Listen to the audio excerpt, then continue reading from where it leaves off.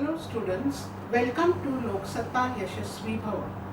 Children, in the last chapter you have studied the classification of elements in details. Students, basically you know that elements are classified into metals, non-metals and metalloids. Hello students, welcome to Lok Satta Yashasvi Bhava. Children, in the last chapter we have discussed in details about classification of elements. You all know that elements are classified as metals, non-metals and metalloids.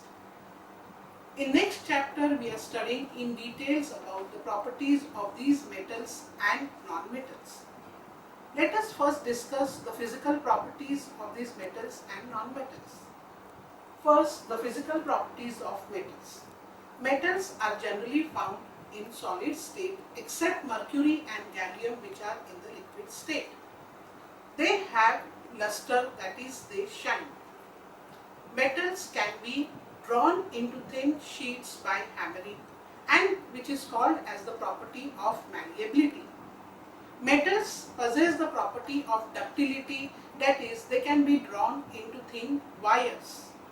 Metals are good conductors of heat and electricity. Metals also possess the property of hardness, though it varies from metal to metal. Children, metal have a unique property of being sonorous, that is, when they are hit against any hard substance they produce a sound. Now let us discuss about the physical properties of non-metals. Non-metals are generally found in the solid and the gaseous state except bromine.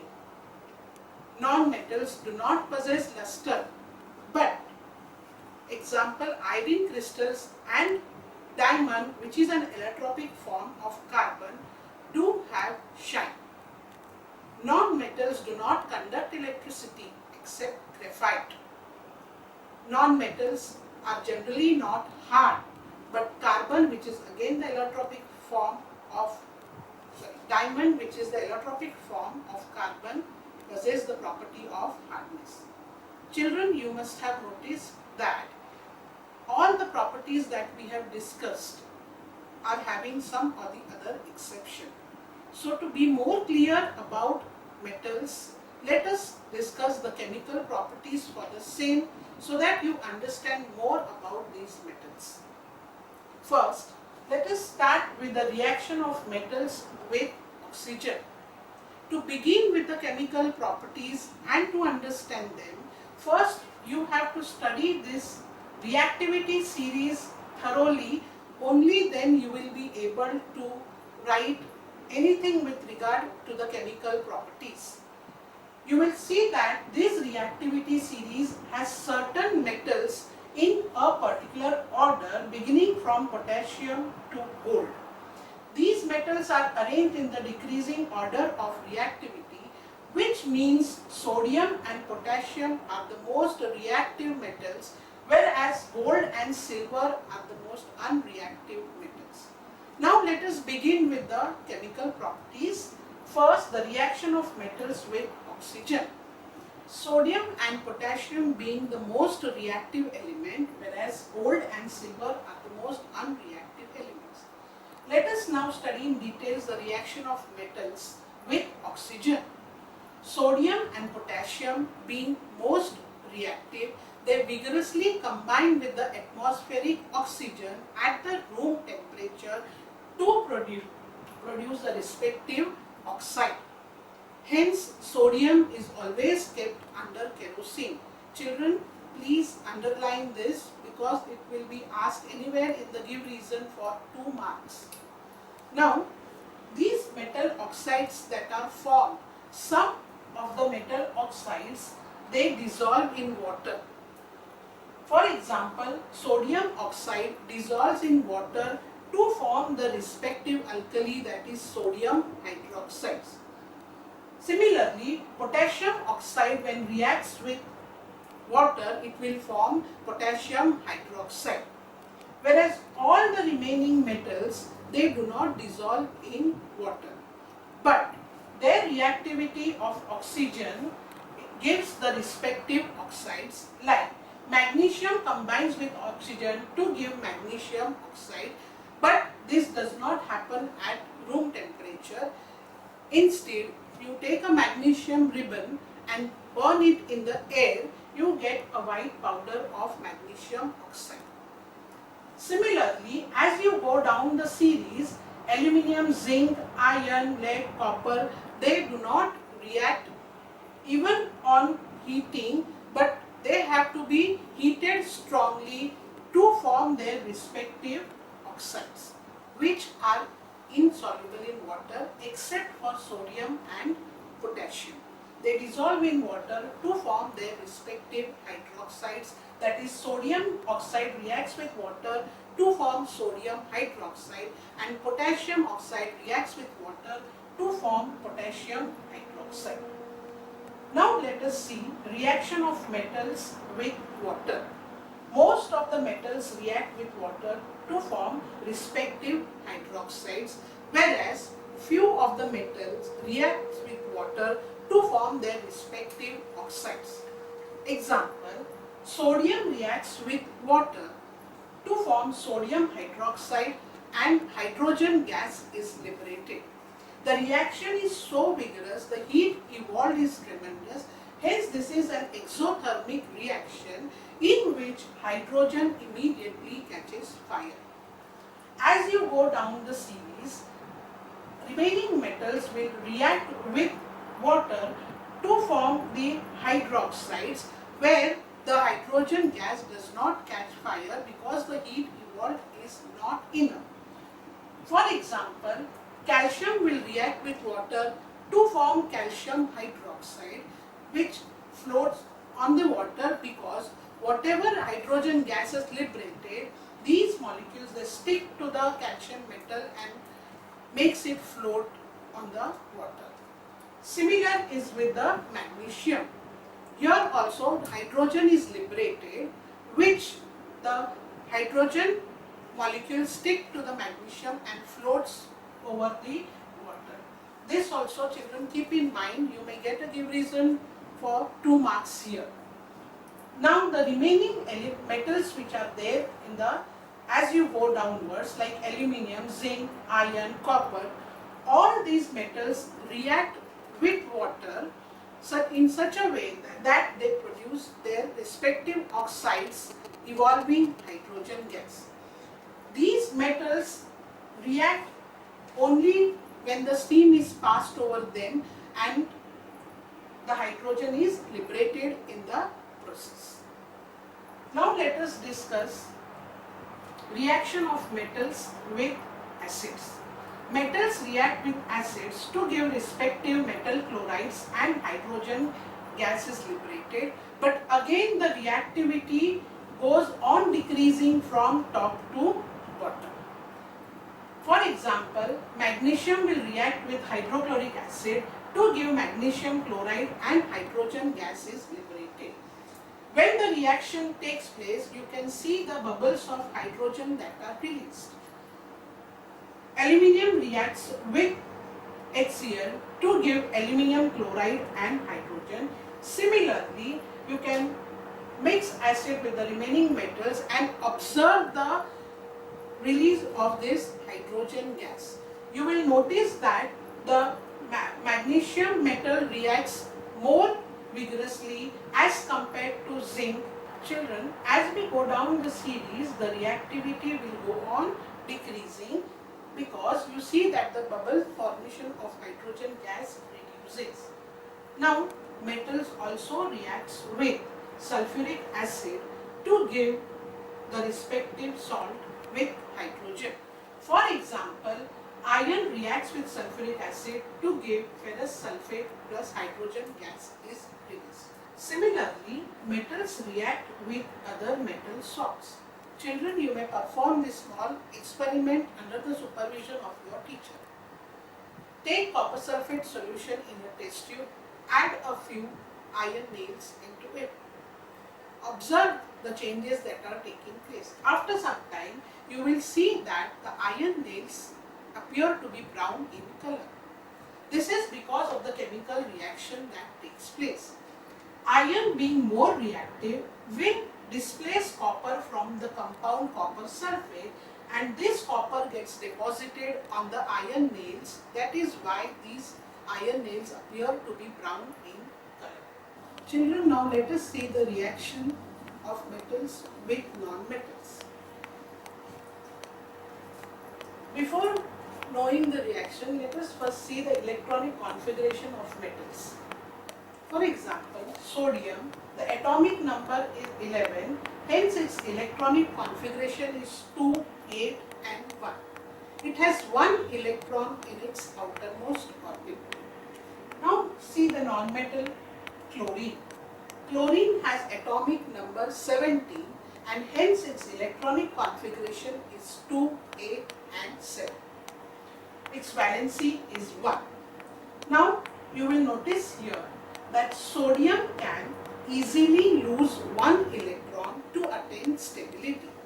So those elements which are able to lose the electrons easily, they are called as metals.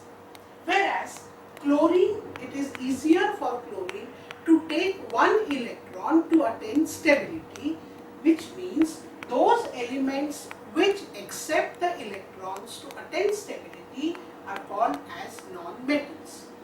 That means there will be a mutual give and take of electrons between sodium and chlorine so that they both become stable. Now in the given figure, the atomic structure of sodium is such that there is a nucleus at the center with the 3 orbits having 2 electrons in the first orbit, 8 electrons in the second orbit and 1 electron in the third orbit. Sodium gives this 1 electron to chlorine and hence gets transformed into a sodium ion which has a positive charge. Whereas chlorine accepts 1 electron to form chloride ion and gets a negative charge, which means sodium and chlorine combine together to form a molecule of sodium chloride. This sodium chloride is solid in state. Now if we go back to the properties of sodium, you know that sodium is the most reactive metal. This combines with the chlorine, which is a poisonous gas. But when they both come together by mutual give and take of electrons, they form a compound named as sodium chloride, that is nothing but the common salt that we use at home. It is so safe to use it. Individually the properties are different.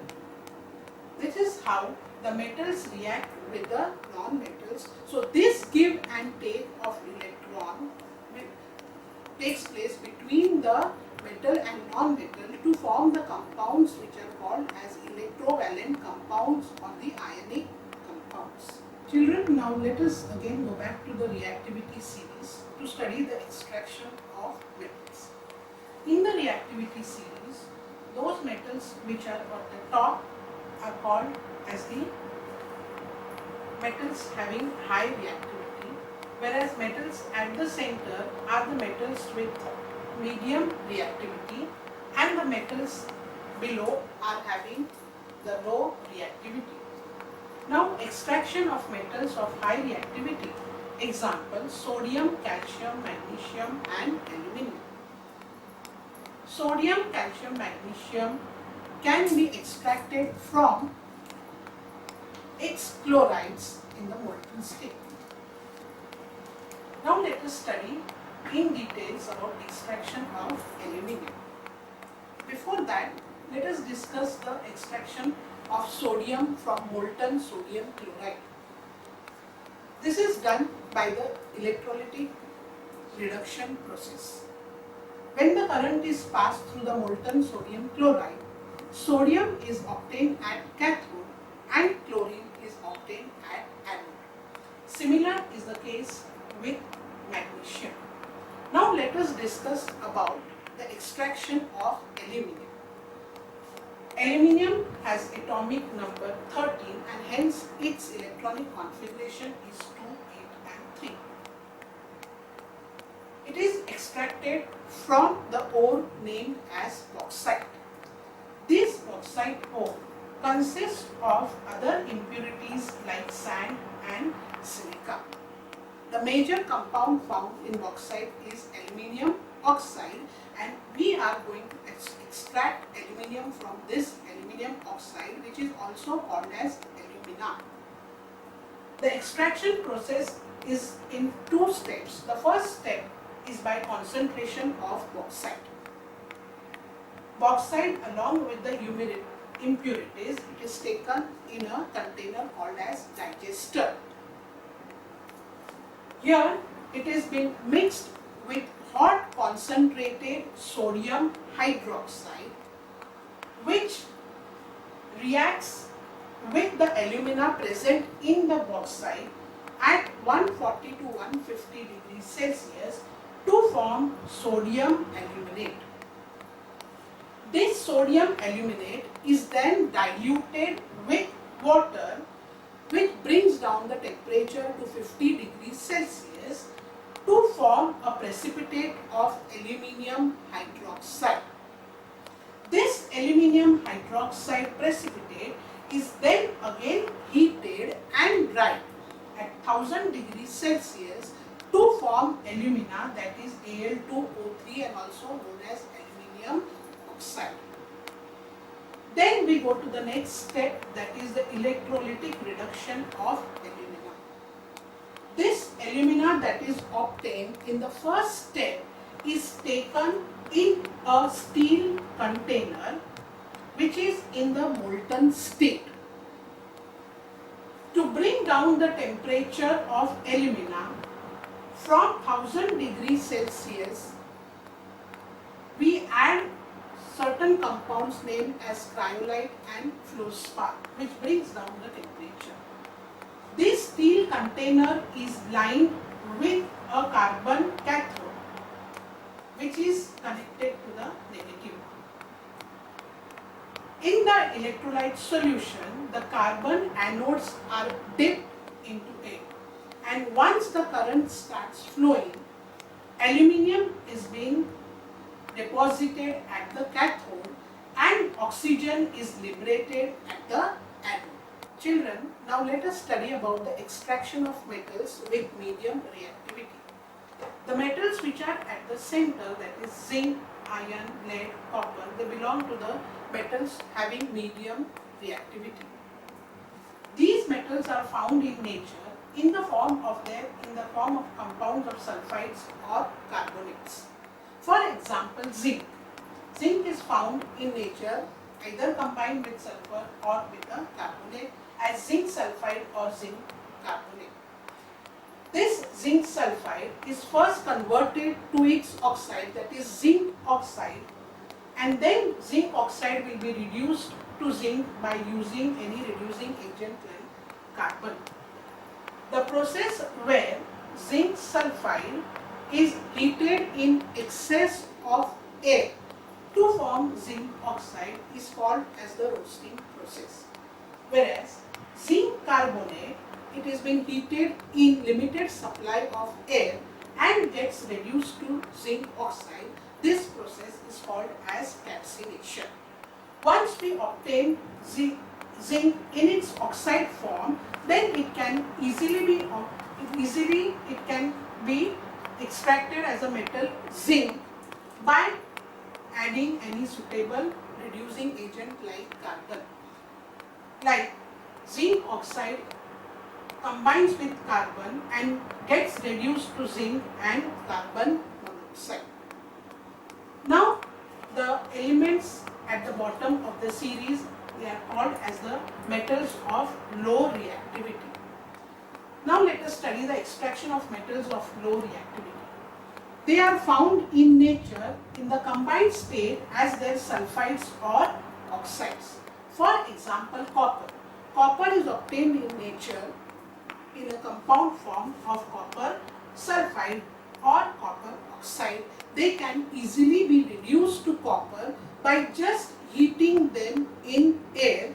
Copper sulfide gets first reduced to copper oxide, and then on further heating this copper oxide gets reduced to copper. Similarly, mercury, it is found in nature in the amalgam form, that is mercury sulfide. This mercury sulfide, when heated in presence of air, it gets reduced to mercury. So children, you have studied the extraction of all the metals in the series. For this particular chapter, keep in mind that you have to be very thorough with this decreasing order of the reactivity series. Always remember, these metals which are at the top are more reactive than the metals at the bottom. It is arranged in the decreasing order of this reactivity, which means sodium and potassium are most reactive, whereas silver and gold are the least reactive metals in the series. You find some method of your own to memorize this reactivity series in order. If you know this particular series, you will be able to answer all the questions that are related to their chemical properties as well as to the extraction. Also, there are many activities that are given in this chapter. You have to perform all these activities in presence of some supervisor, because you are going to handle metals which are highly reactive like sodium. More details are given in the article of Lok Satta Yashasvi Bhava about this chapter. For further information, you may refer to this article.